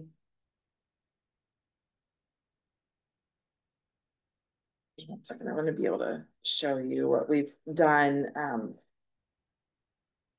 overall, and it was in your packet, so you might see that the summary for that risk management fund looks a little different. At the top where you have your fund balance, what we've done is we've kind of segmented out a portion of that fund balance for a damage reserve, which we talked about flood insurance specifically at a previous in multiple previous conversations. And when we came back to and sat down and really iron that out, we thought that a damage that really is a damage reserve that is helpful there. And so our target is to build that over time. We're not able to fully fund it, of course, right off the bat. I think our flood insurance that we eliminated in some of those past policies was roughly about 85,000. And we were hoping to be able to build it by that same amount every year. What happens if you do that is that if you do that and add an additional 5%, and you really start getting into your transfers from those 4 funds, getting to a point where it becomes very difficult to maintain the fund balances over time. And so we decided we would back that off a little and start building towards maybe $1 million reserve there. We know that doesn't get us everything. If you had damage that for a building or property that wasn't covered by insurance, we know that could be really expensive, and we know that may not always be enough money, but at least it's getting us a reserve that could be paid towards something like that. The other part of this is that annually we budget for potential judgment or claims that we don't have any control over, and to the tune of about $90,000. Well, the way that we're budgeting for that, we were projecting that out to be 90,000 per year over year. But typically in a year, we don't spend that much. We might spend 20 to 30 or 40,000 of those budgeted dollars every year. So creating this line item where we broke this out for judgments and claims, and then the damage reserve, and then your just generic fund balance that would fund all of your insurance premiums, for us internally, it makes sense where we can demonstrate to you that we are building a balance towards some of those things. And then also not over taxing taxing isn't the right word, creating too high of a reliance on those transfers from the other funds for the what if scenarios. Does that help? Okay. So a lot of this is a what if scenario. We don't know, we know what our premiums are going to be year over year, but we don't know some of what those claims might be. So we want to make sure that we have that reserve available. So that's how this was prepared. And I apologize that this summary didn't make it into this presentation, but it is in the packet materials. And when we look at the fund balance here, our expenditures do continue to rise. They're rising year over year, of course, because of our premiums and our, just the values of those properties increase year over year for all of the city properties. And do you want to add anything to that? And I did have a question for you anyway on the insurance for building and contents. It went up 138,000 proposed. Yes. Is that due to increased values or travelers suggested that we increase the policy. We really didn't have much of a Air quote, suggest. Yes. Well, that's my concern. I mean, Well, it's in their best interest. Not suggested, but that was the increase. I mean, we actually went to market and we had 8 8 different carriers that looked at the city of Ottawa, and none were interested in bidding on us. Do you know why? What I recall is it has to do with us being an electric utility. A lot of risk. We've got a great fire department. But yes, we understand that it went up. The values over the last number of years of the properties have gone up. I actually got a breakdown per property, and the premium per property, and it's significant. I was just making sure we had done, our due diligence on Yeah, that, right, and we looked at a number of things that we could remove, that necessarily, like park benches, things like that didn't need to be insured prior to the renewal, and it really didn't make much of it. And I assume our deductible is appropriate, or yes, whatever that is, on top of your head, what is our building deductible? The building deductible. And we even compare the max payout, the payout, whether it's replacement versus appreciated value.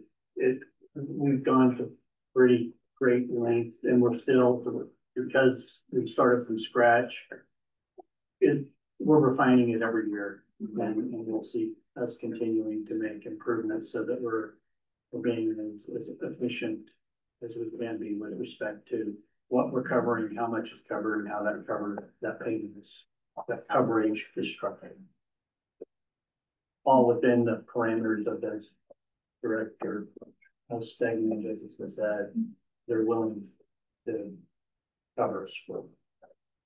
So it just depends on what kind of damage. 10,000 is what I see here, and that's based on replacement cost. That's kind of what I thought, maybe 10 would be a good one or something like that. But overall, the total overall combined increases was a 12.8% overall, because we did also remove items from inland marine for coverage, which are like mowers, things that on auto, we changed coverage on many of our autos based on age to liability, so that helped on that policy during renewal. So do you know on that inland marine with like mowers, I guess I'm kind of wondering what is covered in a mower? Well, I know up above we have mechanical breakdown. Kind of what's the difference on paying a premium to cover what if a mower breaks? What's that threshold? So that is $1,000, the deductible on inland marine. Mechanical breakdown is coverage for like the power plant, the engines, the large transformers. So that's a completely different coverage. Are you saying why even have inland insurance on mowers? Because there's a whole laundry list of what's covered under there. Yeah. Not just a mower. I just okay. that as an example. It's not just mower. I was going to ask that because being inland marine, what other, I don't know if the police department has a boat, what for rescues or what other things fall. Fire. And I don't have that property list in front of me, Commissioner Clayton. Well, and you're getting things on the mechanical breakdown. That makes a lot more sense when you're talking larger transformers, some of those type things as well. But yes, a big breakdown. Yeah, because that's another 20%.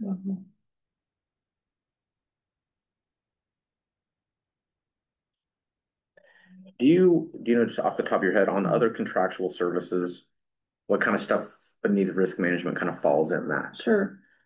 We do pay our broker premium out of there to Hub International. We firefighter physicals. We do hearing testing. Some of our subscriptions for technology were in there, but those will be moved, like for Adobe. Workers' comp. Well, not workers' comp is actually is paid for out of the work comp line item or carrot, out of other contractuals. Random drug testing, post-accident drug testing, for safety sensitive positions. Those are just general things. General things. On the mechanical breakdown insurance, so are we using that, or have we had some success in getting some claims filed on this? We have, we had, a number of years ago, a transformer that, sustained damage, due to an animal, and, we were reimbursed whatever minus our deductible. Was that the American Eagle? Yeah. Okay. Was war with that? Yeah, Okay. Yeah, this was the, that I'd have to Went to the think light. back about. What was that again? American Eagle. the hawk The hawk. that created Too it. close to the eagle. Okay. And that is, we are insured through Chubb for that particular coverage. Do you know, and you probably don't know the value of those things, like that transformer, like what is the cost of something kind of like that we're protecting? I think it was 90,000. Wasn't the cost of like the one at American Eagle, I believe, and we did submit that claim for the American And we had Eagle. to have an aerial crane. I mean, it was an elaborate replacement, removal and replacement. It was costly. It was covered. Yes, I mean, it wasn't covered 100%, but a good significant amount so that we could purchase another transformer. Are you anticipating some additional travel? It looks like your travel line item went up by $1,000. So, the last number of years I haven't gone to conferences. Danielle in Mingle Melick in my department has also started to attend more HR specific training. So the budget line item had been higher in prior years, but decreased it during COVID. So, And the 3-year average is $1,500. On the transformer coverage, does it cover just the damage to the transformer, or does it cover damage that a customer might sustain? like Yeah, like if the transformer malfunctioned and fed excess voltage to the customer and caused damage to whether it's a commercial building or house or whatever else, does it cover anything like that? That would be on their side. Even though it's our fault? Well, it's not necessarily their fault. We often have requirements or recommendations for some voltage regulators, and because a lot of that time you're looking at harmonics and an additional buildup. And so we've even done studies for the occupant that Evergy would have required them to have undertaken and installed for them to even get the service, where we will do the study and make that recommendation, and then it's up to them if they want to make that investment. So is the coverage only for the bigger transformers or all transformers? I believe it's for all the. It's for the larger transformers. So it's not for pole mount transformers to feed residential housing or anything like that? So I don't know that would be. they're not covered under Covering on that. that would. Full covering. I mean, I think we've had a claim in the past where an installed transformer caused damage to property, and we were responsible for that. Okay. I was wondering how often this happens. Would it be better to self-insure and keep that $150,000 a year? Yeah, well, I will tell you that some of the city, I actually reached out to cities that are utilities, and knowing that our renewal was around the corner. And some are not able to insure, and have had to self-insure, their engines or, their electric utility. Or have had some not so great renewals. And that's a conversation that staff has had just in general about self-insuring some of our policies. I mean, 37% increase to me is not so great renewal. No, yeah, I would agree. And then obviously that continues and compounds over a few more years. I know the cost of transformers and stuff and other things that are covered obviously is going up as well. But like to Commissioner Skidmore's point, if that you self-insure in 2 years, you have 300 grand potentially in that one line item fund. If it's 144, 149 potentially next year or the year after, pardon me.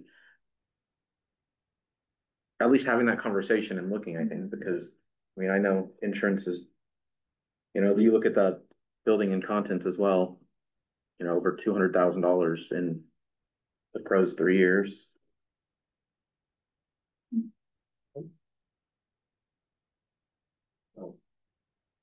I know to over-insure, that's always a possibility, and under-insure is also a possibility. There's got to be some medium in there that would be just perfect, but I'm not sure what that is. But at least we can talk about it. I assume that premium's been paid already for April. Okay. Same as the flood insurance, right? That's correct. It may be similar to what we did for flood, looking at what our replacement values are and estimates and those types of things as well. Yeah, and even cut it in half and give savings. So then put that like we did with the flood, where we put 85,000 in the reserve, transfer it from the reserve down. This year, yeah. And we have that discussion. It's a good idea. And you'd mentioned software was new. It had kind of pulled out of contractual services. That's what the strategy is all across the organization-wide. We're trying to segregate out some of those software renewal and subscriptions, so they're not just wrapped into, they've been coded to multiple different places. We're trying to be consistent across all of our divisions and funds. You should see a line item for that. Our DMS, which is our document management software that we utilize along with the police department, that has been pulled out of contractuals and into a different line item. Thank you. Any other questions on this one? Thank you. Thank you. Well, I think you're next in this discussion.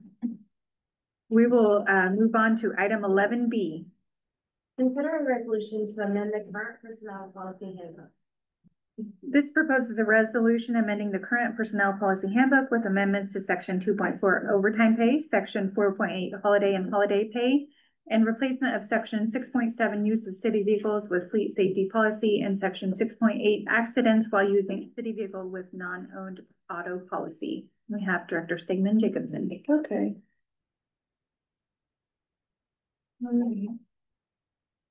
And commissioners,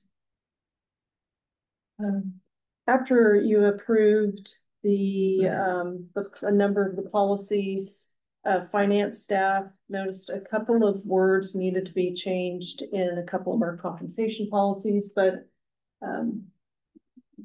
the reason I'm here is just recommending that you adopt the resolution approving amendments to the city Ottawa personnel policy.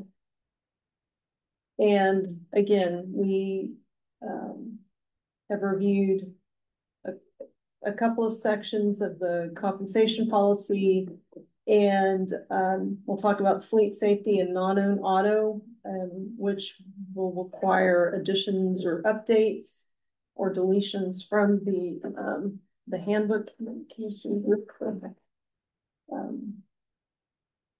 So the amendments include, section 2.4 overtime pay and section 4.8, of the holidays and holiday pay. And by changing a couple of words in those particular sections, the amended policies provide better clarifications of the overtime and holiday pay policies.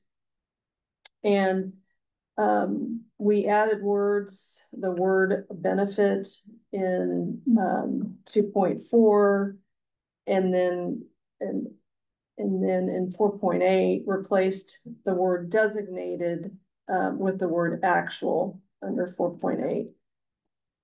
And during our renewal, travelers requested and required that we create written policies for fleet and non-owned autos. And so we did create those, did work with staff and the city attorney, and the proposed policies will replace the existing policies related to the operation of city vehicles. The fleet policy promotes safe driving practices and reduces risks of vehicle-related accidents. And the non-owned auto policy establishes rules requirements pertaining to the use of an employee-owned vehicle for work-related business. And there is no financial impact on the organization. And again, Blaine, Finch, city attorney, has reviewed the recommended policies. And it is recommended that the city commission deliberate and consider adoption of the resolution XIB.B.1, approving amendments to the City of Ottawa handbook. Take final action on that the June 25th, 2025 regular meeting, or refer the item to a future meeting for continued deliberation and consideration. And in your packet, you should have a copy of the resolution. There's obviously a memo and then a summary of the changes. Do you know on the holiday pay, I guess why we're getting rid of designated and going to actual? So I'm assuming designated would be observed when a holiday falls on a weekend, offices, the city is closed on a Monday. I know for one, like if the offices are closed and it may not be the actual holiday, but someone is required to come in for whatever that may be. So that specific section has to do with if somebody has to work on the holiday. Correct. And also more specifically for shift workers.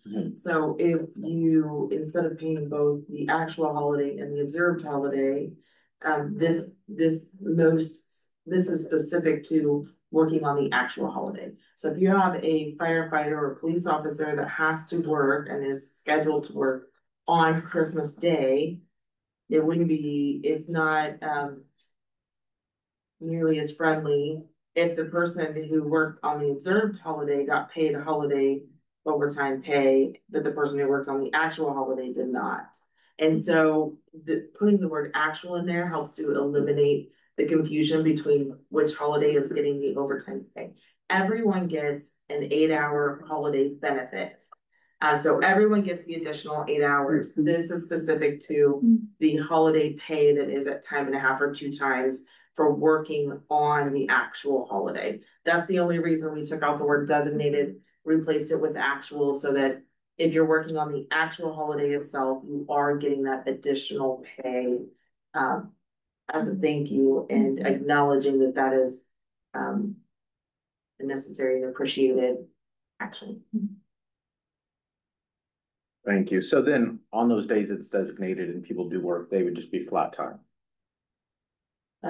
Yes, they get paid their regular pay. They're already getting the additional benefit for that day off additionally. So really they're getting paid the 8 hours, and then whatever they work on that observed day or the designated day, so at regular time.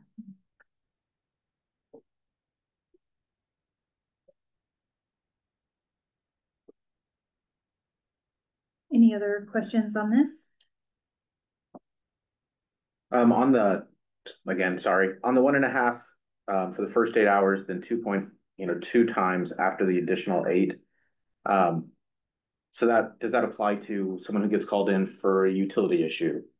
Are they basically just the 1.5 times until they work 8 hours on that day, and then it bumps? And then it would go to 2 times, yes. Okay. Yes. So instead of regular pay on the actual holiday, if you get called in, if it's less than 2 hours, it would be callback pay. If it's just actual hours worked, it's time and a half for however many hours you work on that actual holiday. Yes. So they are getting the benefit of the holiday pay, if you will.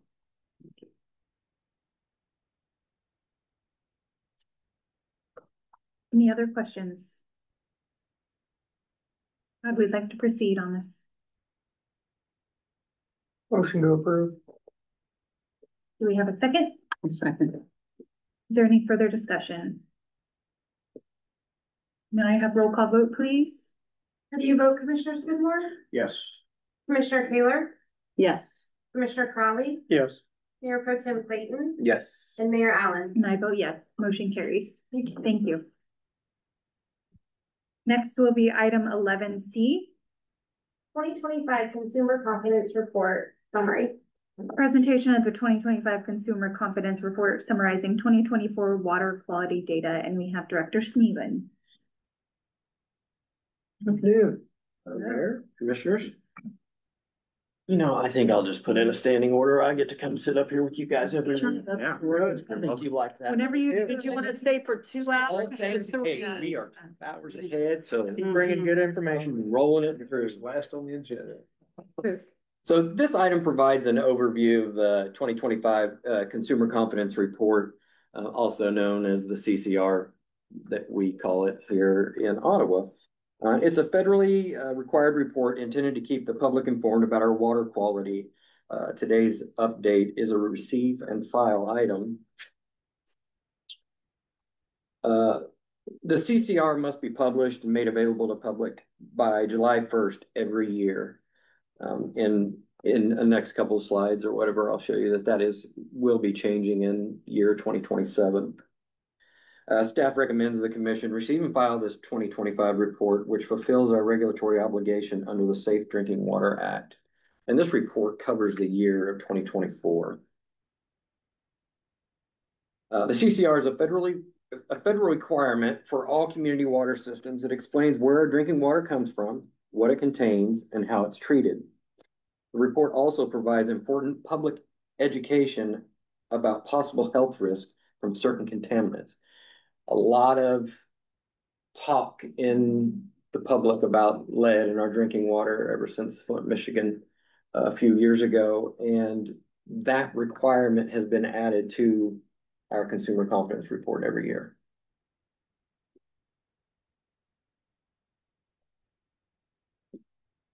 Ottawa's 2025 CCR confirms full compliance with state and federal drinking water standards. The only exceedance was for haloacidic acids, which we also call HAA5, during 1 quarter, but levels returned to compliance quickly. During that, we have a certain amount of time that we have to notify customers of an exceedance. This exceedance took place in our North Industrial Park due to what we consider maybe just less flow through that area at the time. And what this is a disinfection byproduct, which means that anytime there's organic matter that reacts with free chlorine in our system, it creates a byproduct. Levels were a little higher at that time, and it's over a locational running annual average, so it was above the limit. The report also outlines our continued work on the lead and copper rule, including updates to the service line inventory.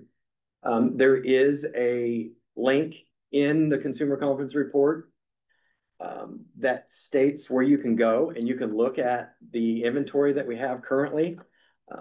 Any customer can go in there and put in their address and see what we have for their information. If that information is wrong, we ask everyone to fill out the lead service line survey on our website at ottawaks.gov. So on that amount, that is slightly over, I think 75 is the max, this was like a 60, I mean, it wasn't. HAA fives are 60 and we were at 61. Oh, so. Yes, yep, so we just barely went over that. And the EPA, they focus on long-term. So when it says that we exceeded it, we did. But over the long term is when those health effects are really starting to show up.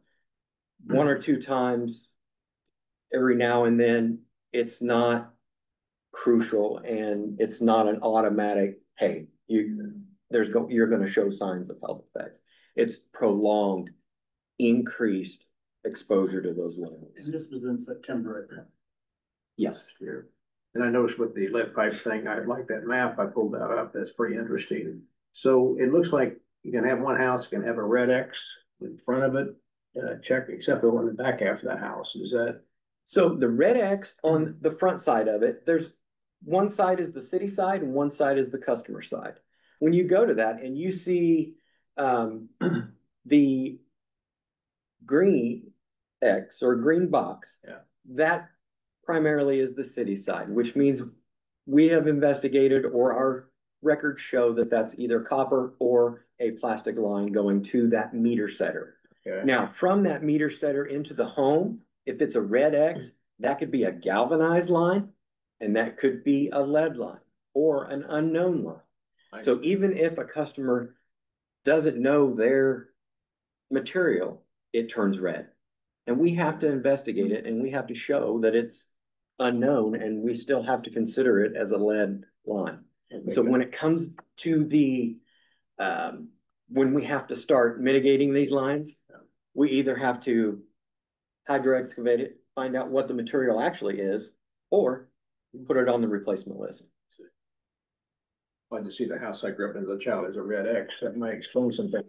Well, no.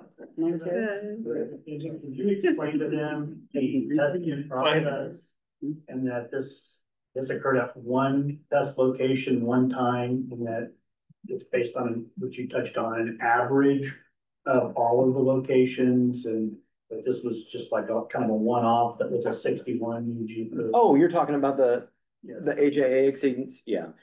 Basically, we have 4 locations in town. Basically, our outer far reaches of our distribution system. And each location, we have to test one each quarter. Okay. So we have 4 disinfection byproducts each quarter that we have to test. And the locational running average, so that high number, if you get one high number, it doesn't drop off for another year. So it can be compounded if you have one the year before or whatever, and it doesn't drop off. So in that sense, we had it in 2019 as well. We had a high exceedance due to equipment failure at our water treatment plant. And the average at that test location is 60, and we rated a 61. Yep. And in fact, when you go back, it had already stayed like that. So. Yeah. So on this slide, this chart lists the unregulated parameters and secondary contaminants monitored in our drinking water system. While these substances don't have enforceable limits for health, they are monitored for aesthetic reasons, such as taste and odor and appearance, or to assist regulators in setting future standards. We have talked a few times at this table or in the other room about PFAS, and there are a lot of regulations coming out on that. And in fact, they just recently put out a report that they have knocked those down to, instead of maybe 9, they're going to go with the 2 major ones to start off with. But it's something that our current trial period that we're running for on the PFAS stuff is showing no detectable limits of PFAS whatsoever in our water, either incoming or outgoing. All of these samples were collected in May of 2024, except for the corrosion test, which was last performed in 2021 due to its longer monitoring cycle. The city continues to monitor parameters like pH, magnesium, and TDS, which is total dissolved solids, to stay ahead of future regulatory changes. All detected values were within acceptable limits and no public health concern was identified from this set of parameters. The strategic alignment for this report, it goes to 3 different ones, but it can touch so many more. The safety and education, infrastructure and stewardship of resources, and the quality of life and community engagement. One of the things that is important is the EPA requires this due to everybody's famous word is transparency. You know, they want every citizen to know what they're consuming and at what level.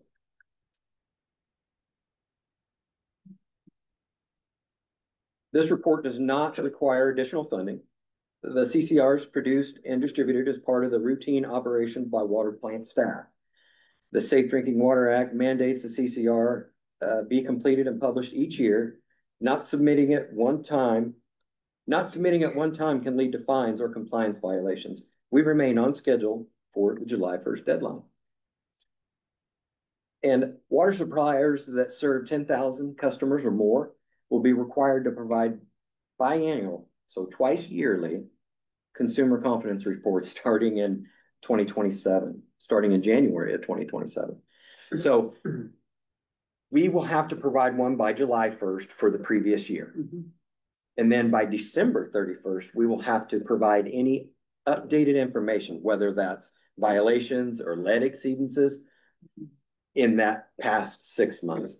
So it gives us an opportunity to really focus in on where we're at every 6 months versus every year, or in our case, we test every 3 years for our lead and copper. Does it say how they have to be? Sorry. Go ahead, you're right. I was just wondering how they had to send that out, or how are we gonna do it? Is there, how can we distribute that? Currently, right now, we are able to put it on our utility bills as a link, and it's a direct link. Now, when I first started with the city at the water treatment plant, they had to fold and stuff every single water customer's CCR, and we had to make them available hard copy. So we are lucky that regulations have changed a little bit to allow us to do the electronic version, but we still do electronic version. We hand out anybody that wants to come in and get a hard copy, we provide that for them as well. You mentioned the 10,000 customers, the threshold. Is that population or meters?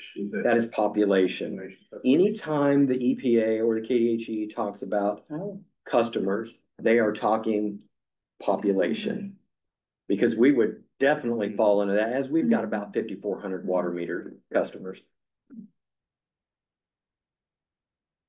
One question for you, Director, before you go on the corrosivity, what is Lang as a unit? Langmuir index. It's a combination of pH, temperature, alkalinity, total hardness, and they put that into a calculation that tells you whether or not you're corrosive or you are slightly depositing. We have traditionally always been slightly depositing instead of that corrosive number, which brings up a good point. The reason why we test for lead and copper is for those corrosive waters. If you don't have corrosive water, you can run water through lead all day long and it won't bother you. It's those corrosive waters, and that's the reason why we test for it, because we do skirt that line of whether or not we have corrosive water. It has nothing to do with our process. It's just nature coming down the river or whatever may adjust the pH a little bit to where we might fall into that category. But we have traditionally always been in that slightly depositing. Thank you. Yeah. And there's really no action here. We just ask that the commission receive and file the CCR that we've made available to the public. And we have to send the state of Kansas a certificate of delivery that states when the last customer received it. So we are going to run that link on our utility bills for the next 3 months. So each customer will at least have 3 different chances to see that link and to go to the website or to give us a call if we have any questions. And with that, I will address any questions you may have. Do you have any questions? Do you know, on that link, is it going to be a simple link, an easier link to follow than Well, it's not 45 characters. Yeah, something that people are trying to type with odd characters, will be like AutoGIS/CCR or something along those lines. I believe it does. I believe it's a direct link. You type it in, and I believe it says Ottawa water quality _2025, and it leads you directly to the website. I was just hoping it wasn't going to be something with a bunch of strange characters. Oh, like that's people. 4 lines long when you try can to never copy. type that and get there. If you And the state of Kansas says it has to be a direct URL. Okay. So it's a one click. So anybody that may not be computer savvy or whatever, they don't have to go to multiple places to find it. They just click that once or type that in once, and it'll take them directly there. And Director Landis, we still don't have the ability, we can't put a QR code on the bill in our current software platform, correct? Not currently. Okay. That's a great idea. Yep. What? Thank you. You. We will move on to comments by our city manager.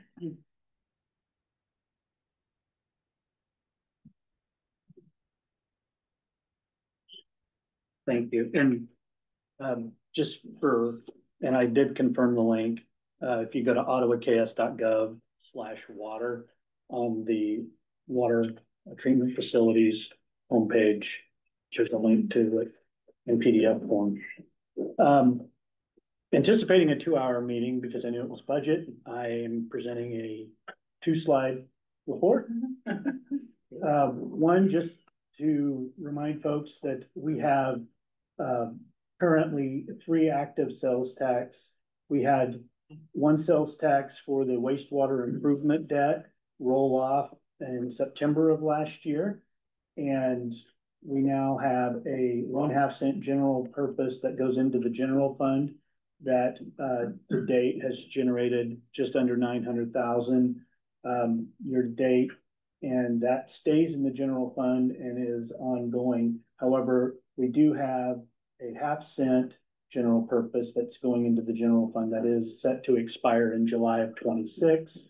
And we have another 1/2 cent for what we were discussing earlier with that proximity park infrastructure debt that will also expire at the same time on July 30th, 2026. So we will be wanting to have a brief presentation and overview to review these 2 expiring sales taxes at our next commission meeting, and also discuss some touching on, without getting into the weeds, the operational impact, and also offer some potential renewal options, because that is sizable when you're looking at $4 million, 2 of which is actively ongoing into operations, and the other going toward infrastructure improvements, and we'll need to discuss that as we have some calendar items that will need to happen should we want to look at extending that for how that would be structured and whatnot. So just wanted to let you know that would be forthcoming. And then also at our next commission meeting, we'll have Chief give an overview on our DARE camp that's upcoming. Also, it doesn't seem like it, but it's that time of year. It'll be time for National Night Out. And so he and his team are ready to go. So we'll be asking you to save the date. It's that first Tuesday in August. And we'll be looking, if you're able to do it, rotating the schedule, much like we did last year, as we go out to visit each neighborhood party. And then, as Director Stephen said, he will be back in front of you next meeting. So he'll be presenting a request for an upgrade at the water reclamation facility. And then City Planner Zach Martin will present a vacation of a utility easement that's being relocated to the back for 415 East 15th. And then we'll have just an overview on general fund revenue, and that will also help us segue into our sales tax discussion. And with that, that concludes my report. If there are no questions of myself or another member of the team. Brian, a question for you, since I know DJ was unable to be here. We didn't have anything going on for him, so it'd be a long meeting for nothing. 15th and Main, with the new stoplight, everything coming in. Do you know, is there pavement being torn up? I asked because I've had several people talk. There's a pothole as you're heading south and you head west on 15th that eat About half your a block lunch, in. oh, no, right at the Right on the corner. corner. Okay. It's 10 inches off the curb and it is getting, you've been eating your lunch. We will And check it out. just Thank something you. to bring up, that if we're not tearing into that pavement as part of that, even if we maybe are, if we can get a cold patch in, something to get through to that project, because it's a highly Yes. trafficked area and a busy. It's on 15. Yeah. Commissioner Clayton, along with that 15th Street, project, I do want to say that we did reach back out to the engineering firm on that, and they are looking at costs for that sidewalk heading west to tie into the trail and the existing sidewalk on the south side. Okay. So we will be coming back to you all with those costs and what that benefit would be. is. We've got a good plan. In fact, when we were out there with staff, we were out there looking, and there were a group of high school kids that were in gym class that showed us which path to take. Yeah. And it was almost perfect timing. So that is in the works, and we will be coming back very soon with that, along with some other information on that. Awesome. Thank you. Thank you. Okay, thank you very much. We will move on to comments by the governing body. We'll start with Commissioner Crowley. No comment. Commissioner Kaler. No comment. Commissioner Skidmore. Mayor Pro Tem Clayton. I just can't believe that the year is almost officially halfway over. This next meeting we will be. So hope everyone's staying cool out there. Reminder to, if your dog is tethered, make sure your dog and cat, any animal outside has water. It is very hot spending days outside, and I know how much I drink, so I'm sure animals and other things like that would appreciate that as well. And don't leave your kids in your car, or you'll have to talk to Chief over there. So just in general, probably is a rule. Right. Thank you. And I have no comment. We'll move on to announcements. On July 2nd, we have a city commission meeting at 7 p.m. July 9th, city commission meeting at 4 p.m. July 16th, city commission meeting at 10 a.m. And July 23rd, city commission meeting at 4 p.m., all located here at City Hall. And seeing no other business for us, I will adjourn.